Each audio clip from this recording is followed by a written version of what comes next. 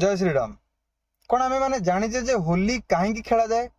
होली केवल रंगर पर्व नुहे, यह अधर्म उपरे धर्मर विजयर पर्व। यह राक्षसी विचार उपरे हरिनामर विजयर पर्व।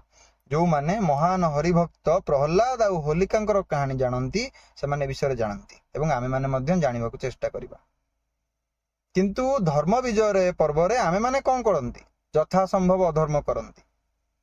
छेप पका माछ मांस पाई विधर्मी मान दुकान में धाड़ी बांधी छिड़ा हुंती, मद दुकान में धाड़ी बांधी छिड़ा हुंती, मद खाती मांस खाती, परस्पर भितर कली गंडगोल करती। किंतु एथर धर्म विजयर ए दिवस रे आमे माने अधर्म करबा नहीं, धर्मर सहित सात्विक भोजन खाई सात्विक परिधान पिंधि सात्विक परिवेश रे धर्मर ए पर्व को होली को पालन करबा। निज संस्कृति परंपरा एवं धर्म रक्षा पाई आमे माने चेतनशील हेबा, चिंता करबा। आपण माने बुद्धिमान। जय श्री राम।